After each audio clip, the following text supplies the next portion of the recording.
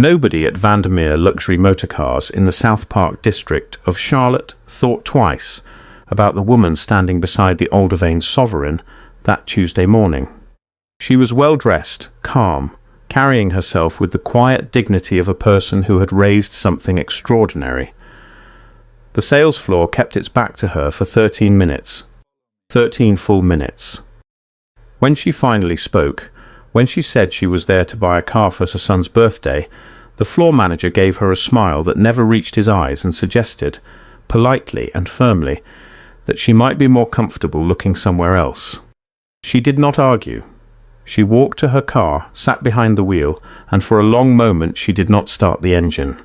Then she picked up the phone. The man who answered had won 6 championships, had built a business empire most people could not begin to measure, and had spent a lifetime learning how to wait, how to watch, and how to make every decision count. Here is what no one on that showroom floor understood that morning. The woman they had quietly, casually dismissed was his mother. Stay with me until the end, because what unfolded over the next 6 weeks did not look anything like revenge. It was far quieter than that, and that is exactly what made it complete. The morning Cora drove into South Park, she woke at 5:41 without an alarm. She had done this for as long as she could remember. Some internal clock wound tight decades ago that had never fully loosened, not even now. By 6:15 she was in the kitchen of her house up in Davidson, coffee brewing, a manila folder laid flat on the table in front of her. The folder held 11 pages, Aldervane Sovereign GT, Glacier Silver over Saddle Tan, the touring package, the quieter of the 2 exhaust options. She had researched the configuration for 7 weeks, making notes in the margins with a black ballpoint pen, comparing trims, cross-referencing inventory across the whole Charlotte Metro. She had called 3 separate dealers to ask about availability, never giving her last name, never offering a single detail that was not strictly necessary. She knew exactly what she wanted. She had always known how to prepare. Michael's 61st birthday was 3 weeks away. The number sat strangely in her mind, because she could still see the small boy who had cried in her arms the first time another child told him he was not fast enough. She remembered driving him to practice before school, packing the same lunch 4 days in a row, because he refused to eat anything else during the season, sitting in bleachers that turned cold in November, and never once thinking about leaving early. Not once. He had given her more over the years than she had ever asked for, more than she felt she deserved. She told him that often. He always disagreed. This time she wanted to give something back, something he would remember, something that would make him laugh and shake his head in that particular way of his equal parts disbelief and gratitude.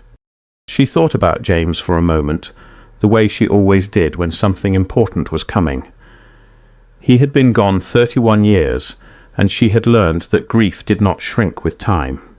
It only grew quieter, learned to fit itself into the corners of ordinary days without asking for too much room. She missed him most in the moments that were supposed to be celebrations. He would have loved this, the sheer extravagance of it. He would have pulled her close and laughed that low, slow laugh, and told her she was something else entirely. She closed the folder, straightened her blouse in the hallway mirror, and walked out to her car. The drive took 43 minutes, the October sky low and pale above the highway. She found a spot half a block from the dealership and walked the rest on foot, her heels steady on the sidewalk, the mid-morning air carrying just enough chill to feel clean against her face. Vandermeer Luxury Motorcars occupied a corner of glass and polished steel, a building designed to suggest that a person needed permission simply to enter. 4 Grand Tourers gleamed in the street-facing windows. A long silver flagship sat near the door like a formal declaration. Cora walked through the automatic doors at 11:19 in the morning. Inside, the air smelled of conditioned leather and something faintly floral from a diffuser near the reception desk. The floors were pale marble. Track lighting traced the contour of every car with a deliberate, flattering precision, as if these were sculptures in a museum rather than objects anyone was meant to buy. 3 salespeople moved across the floor.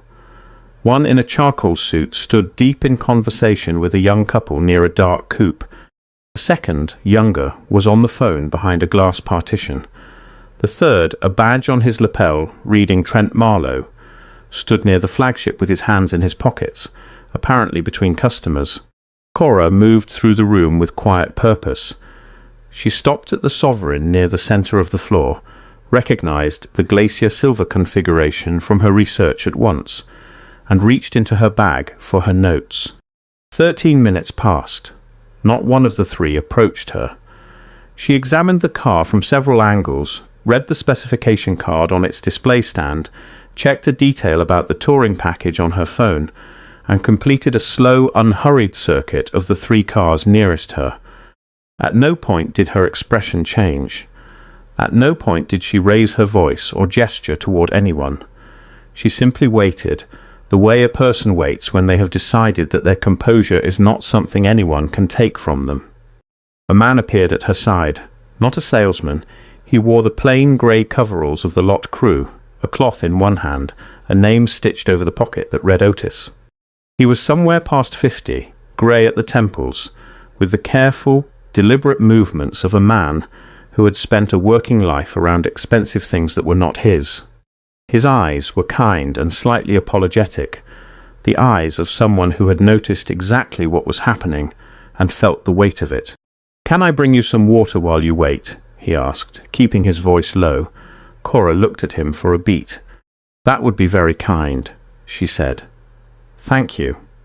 He came back quickly with a chilled bottle, and as he set it down, he said quietly, almost under his breath, that somebody should have come to her the moment she walked in, and that he was sorry they had not.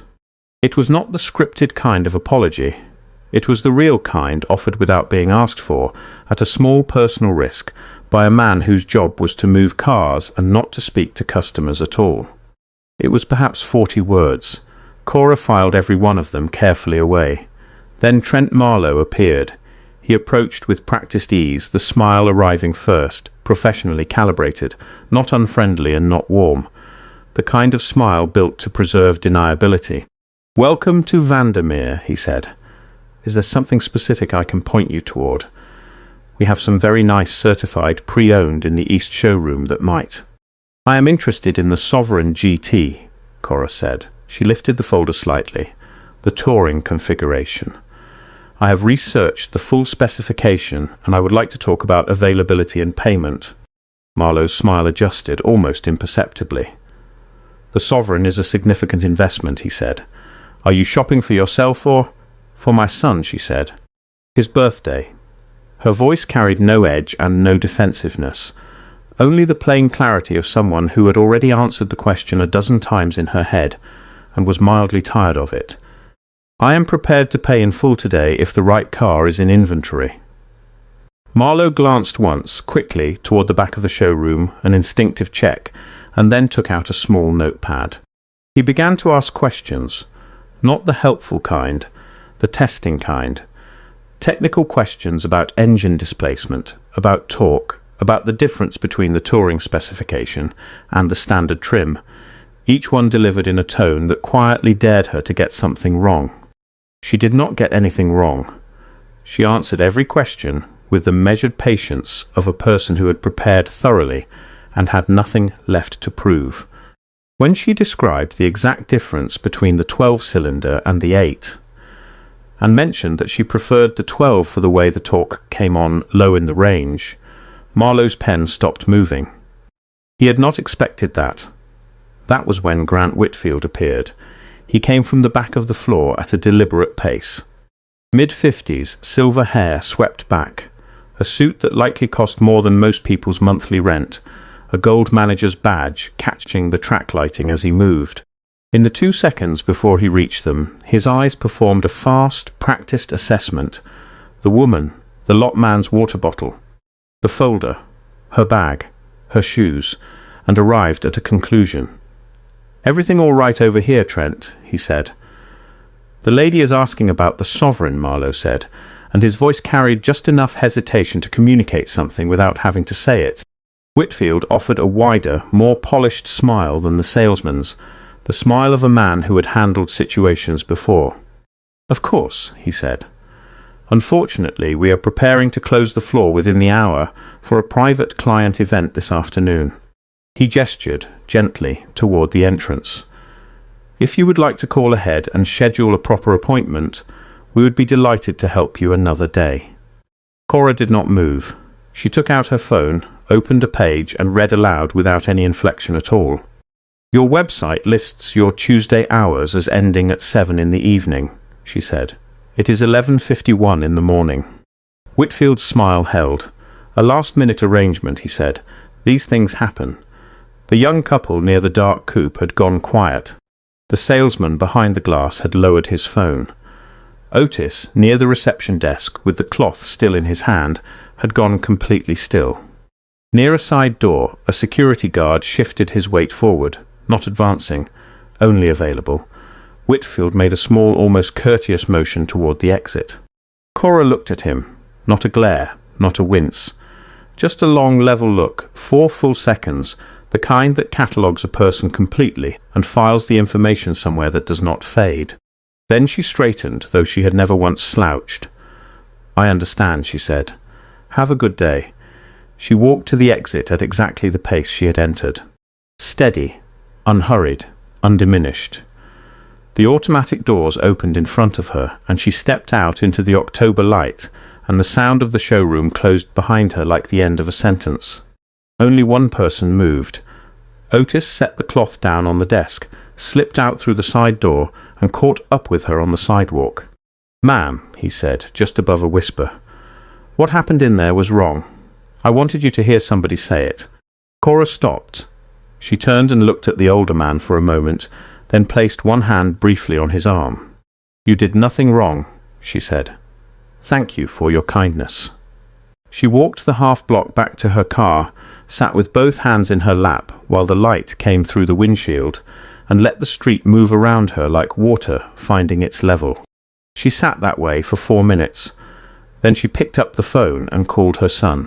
What Grant Whitfield did not know, what none of them inside that marble showroom could have understood that morning, was that the man on the other end of that call had spent nearly 30 years quietly weaving himself into the fabric of that city, and that a single conversation could move things that had taken years to build.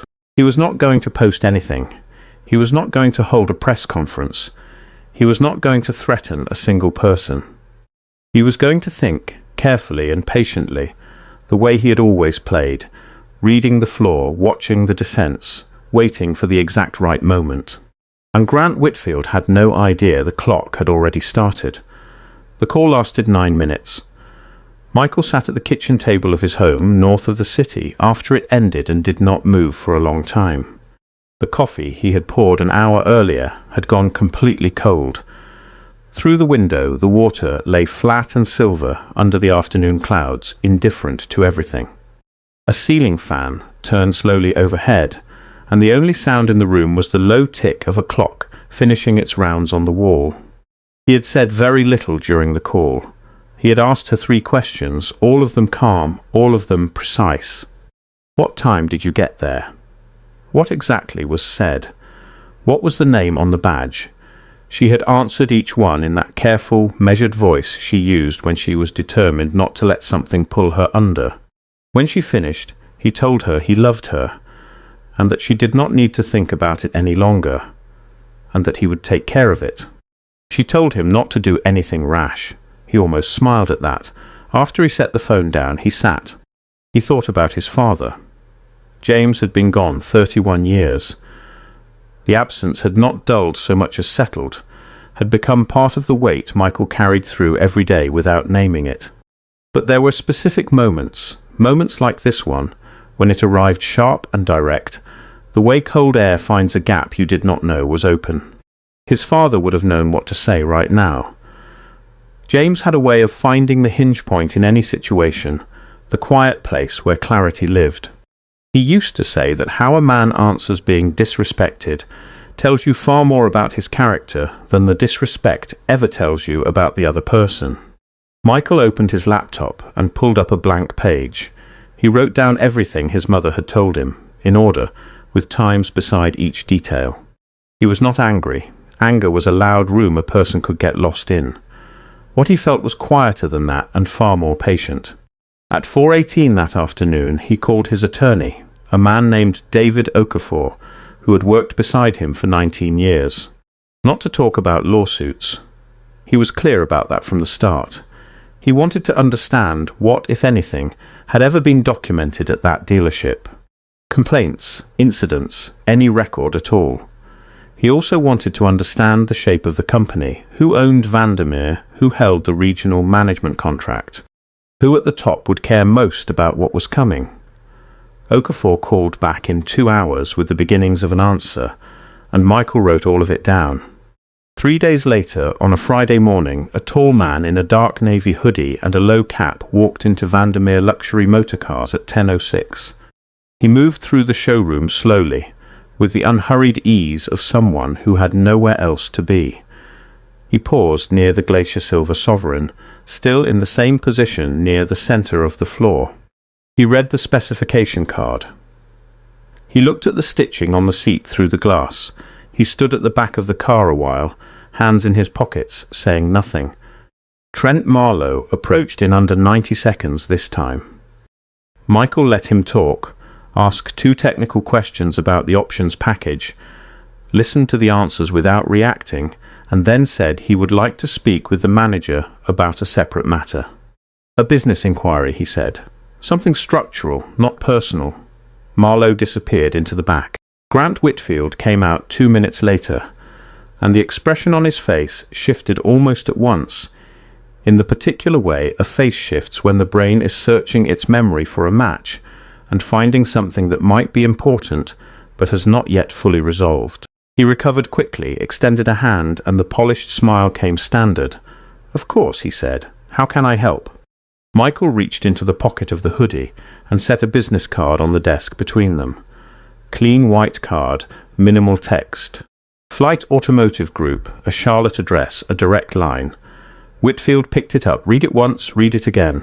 "You are," he began, and stopped himself. "I understand," Michael said quietly, "that my mother was in this showroom on Tuesday." The silence that followed had a specific texture to it. Not just the absence of sound, but the presence of something else. The moment before a room reorganizes itself around a new piece of information. Behind the glass partition, the younger salesman had looked up from his screen. Near the front, Otis had gone very still, the cloth motionless in his hand. Whitfield recovered the way people do when they believe that composure is the same thing as being correct. He straightened slightly and said, with practiced evenness, that he was certain there had been some miscommunication, that the dealership had procedures in place, that the team always endeavored to serve every guest to the highest standard. Michael looked at him for a long moment without speaking. The second hand on the clock near the entrance completed 3 full revolutions before he said anything. "She was here for 13 minutes before anyone spoke to her," he said. "Then she was told to leave for an event that did not exist." His voice was so level it was almost gentle. "She was asked to leave because of what she looked like. You and I both know that." Whitfield's jaw tightened, barely. "Our policy," he began.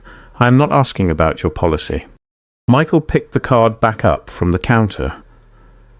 "I am asking whether you would like to do this differently." It was one moment, one door held open. Whitfield looked at the card, then at the man in front of him, and made the decision that would define the next chapter of his professional life. "Our policy was followed correctly," he said. "I am sorry if your mother felt unwelcome, but my staff acted within their guidelines." He said it clearly, confidently, without a single flicker of doubt. Michael nodded once. He put the card back in his pocket. He walked to the exit at the same unhurried pace he had come in. What Grant Whitfield could not have understood in that moment was that he had just been offered the only thing he was ever going to be offered, and he had handed it back. That refusal, 5 words spoken with absolute certainty, "Our policy was followed correctly," would cost him everything he had spent 23 years building. In the days that followed, Michael moved the way he had always moved on a court. Not in straight lines, but in a pattern that only became visible when you stepped back far enough to see the whole floor. Over 4 consecutive days, he sent 3 people into Vandermeer, each arriving with no visible connection to the others, each presenting as an ordinary customer with a genuine interest in buying. The first was a friend from his golf circle, a white man in his early 50s, with no connection to sports or fame. He called Michael from the parking lot 17 minutes after walking in. They had brought him sparkling water, offered him a private walk through the custom order portfolio, and the senior salesman, not Marlowe, the senior one, had spent 41 minutes with him before he ever admitted he was only browsing. The second was a man who ran operations for one of Michael's community foundations, a black man who carried himself with the calm authority of someone used to handling large budgets. He waited 22 minutes before anyone approached him. He was steered toward the pre-owned inventory twice in 8 minutes. He was not offered water. The third was a surgeon from one of the city's largest hospitals, a black man who wore a simple sport coat and walked in on a Wednesday afternoon to ask about a grand tourer for his wife's anniversary. He was told, graciously and without any obvious hostility, that the car was a serious commitment and that perhaps they should begin by reviewing what range he was comfortable considering. He left after 11 minutes. He was not offered water either. Michael looked at his notes that evening. 3 visits. 1 pattern.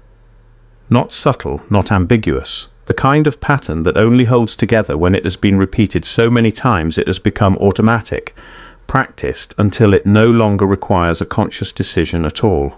He made 2 more calls, not to attorneys, not to reporters. He called people who worked inside Vandermeer's parent corporation, people who had known him for years through the shared geography of the city's business world, quietly and without any fanfare. He asked them a single question. Was this the first time? The answer came back inside 48 hours. Over the previous 17 months, 2 employees at the South Park location had filed internal complaints about Whitfield's conduct, specifically about patterns of differential treatment based on how an incoming customer was perceived. Both complaints had been reviewed, reclassified as matters of managerial discretion, and closed without action. One of the 2 employees who filed no longer worked there. Then a third person surfaced. A former sales associate named Raymond Castle, who had left the dealership on his own 8 months earlier, reached out through a mutual contact after word moved through the network, quietly, the way it does, that someone was asking questions. He had a folder, he had dates, specific incidents, notes he had kept on his own phone. He had been waiting, he said, for a moment when it might actually matter. Michael sat with all of it spread across his kitchen table late on a Thursday night, the water dark and still outside the window, the house quiet. He did not feel victorious. He felt something considerably more tired than that, the particular exhaustion of a person who has confirmed what he already knew, who has watched a pattern reveal itself with the dull predictability of something that has never once been interrupted. He thought about his mother sitting in her car with her prepared folder and her 11 pages of research for a gift.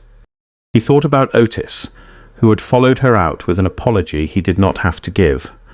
He picked up his pen and drew a single line through the last item on his list. Then he wrote 2 new names. The calls he made were not angry calls, they did not need to be. A city's business community at that level operates the way an old forest does, everything connected underground, the real transactions happening in places you cannot see from the surface. Michael had spent nearly 30 years building those root systems, quietly and methodically, with the same patience he had brought to everything else that mattered. He called 4 people over the course of a single afternoon. All 4 had been customers of Vandermeer. All 4 were the kind of accounts that show up in a quarterly revenue presentation.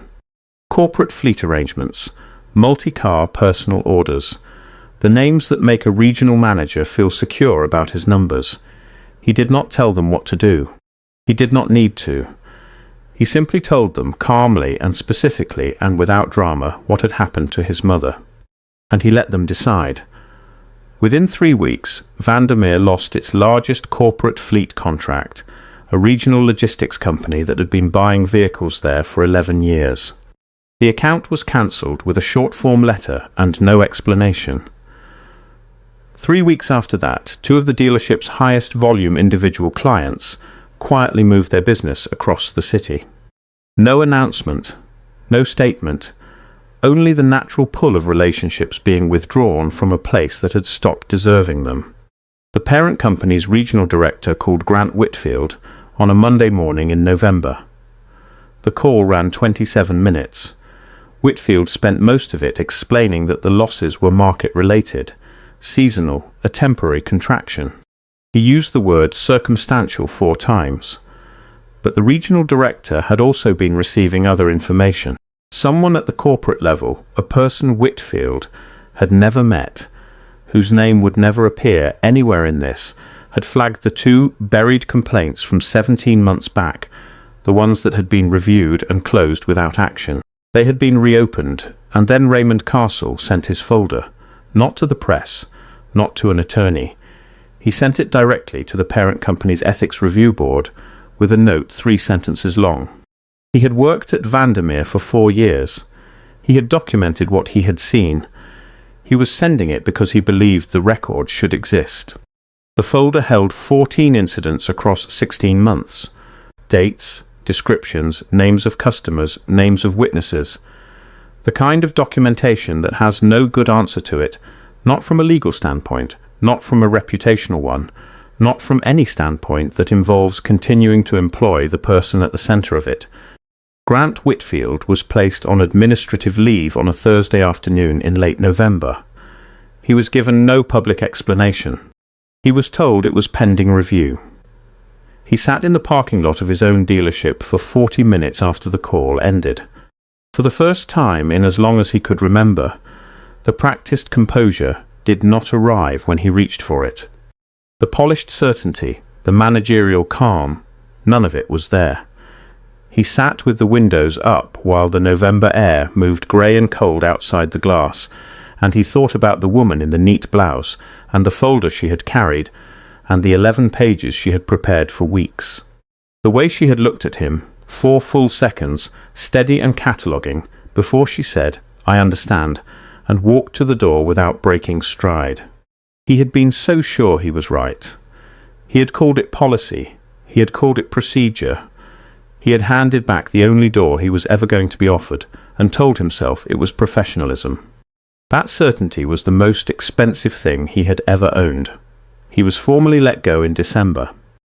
The regional director, delivering the news, used the phrase "a pattern inconsistent with our values" and corporate language that translated with exact precision to "we found the folder," and there is no version of this in which you come out the other side. Whitfield did not argue. He had run out of arguments. 3 weeks after his termination, a message reached him through a mutual business contact. Michael Jordan would meet with him once briefly in a place of Whitfield's choosing. No press, no recording, no conditions. Just a conversation, if he wanted one. He almost did not answer. It took him 4 days. They met at a coffee shop in a plain neighbourhood on a Tuesday morning, the kind of unremarkable place where nobody expected to see either of them. Michael was already seated when Whitfield arrived, a cap low over his eyes, a dark jacket, a coffee in front of him. Whitfield sat down across from him. Michael looked at him for a moment, not with contempt, with something more uncomfortable than contempt, the patient, observant attention of a man who has already seen everything he needs to see, and is simply giving the other person a chance to catch up.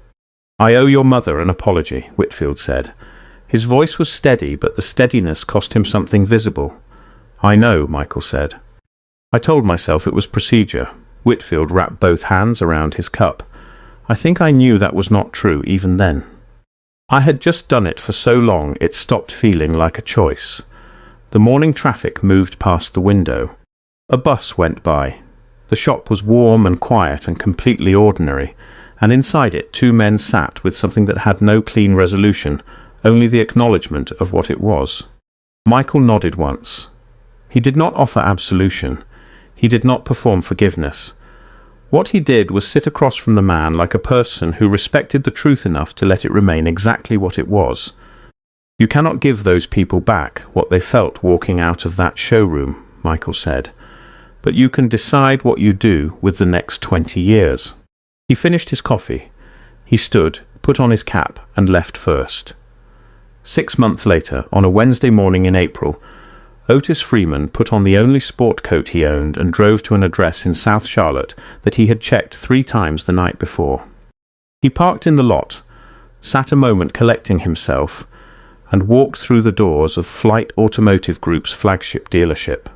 He had received a call 2 weeks earlier from a woman named Renee in Michael's office, asking whether he might be interested in interviewing for a sales associate role, with a path into management training. He had assumed it was a mistake. He had called back to make sure it was not a mistake.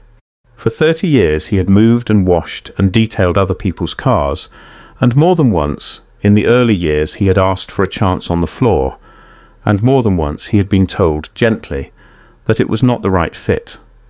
He had stopped asking a long time ago. The interview lasted 40 minutes. At the end of it, the general manager slid a letter across the desk. A formal offer. The salary was more than he had ever made. The training was real. The timeline was specific. He signed it the same day. He never met Michael Jordan during any of it. Michael was not in the room. His name was barely in the conversation. But Otis understood, in the way a person understands certain things without needing them explained, that the call had not come from nowhere. He thought sometimes about the 40 words he had spoken on a sidewalk to a stranger, just because they were true and it seemed wrong to keep them inside, and how they had found their way back to him in the form of a phone call he had not expected and an opportunity he had never asked for. He had said them because not saying them would have been its own kind of decision. That was the only reason. On a Sunday morning in May, Michael sat at a small table outside a diner not far from his house, with a cup of coffee and nothing in particular requiring him until noon. The morning was warm and unhurried.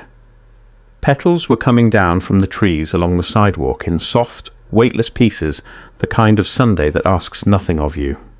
His mother had called the night before.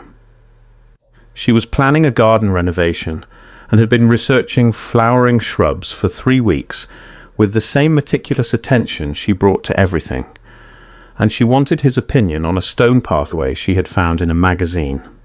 He had no opinion on stone pathways, but he listened for 40 minutes and told her it sounded beautiful. She had not brought up the dealership.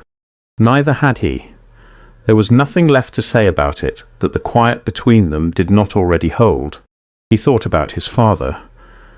James would have been in his 80s this year, would have been sitting somewhere in this same light, probably with his own coffee, entirely content. He had been that kind of man, at peace in ordinary moments, unhurried in the presence of small good things.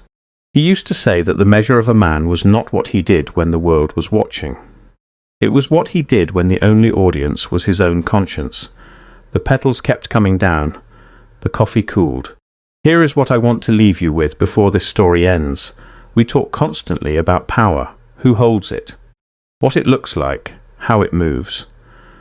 But the truest test of how any person uses what they have is not in the championships or the boardrooms or the headline moments.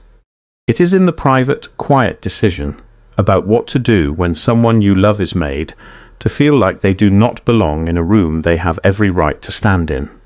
That decision, made alone, without cameras and without applause, tells you more about a person than any trophy ever could.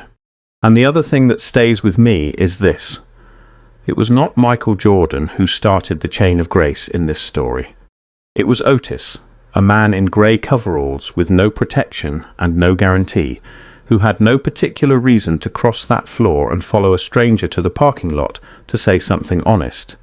He did it because he knew it was right.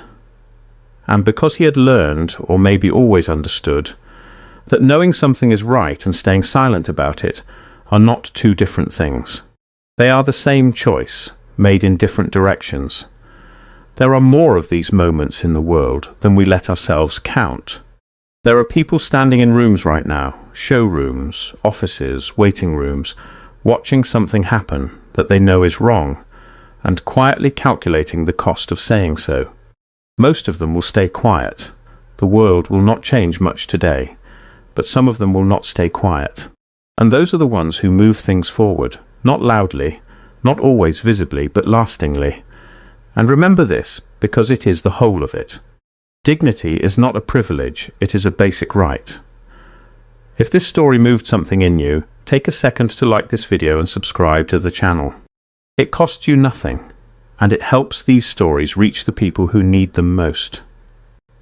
And tell me in the comments, if you had been in that showroom the morning Cora walked out, if you had watched those 13 minutes, would you have let it pass? Or would you have stepped outside the way Otis did? There is no wrong answer, but I think your answer says something true about you, so do not keep it to yourself. This story is a work of fiction. Mike Jordan is a real person, but every event, character, conversation, and situation in this narrative is entirely imaginary, created for storytelling and to explore dignity, grace under pressure, and quiet courage. Nothing here represents actual events or should be read as fact.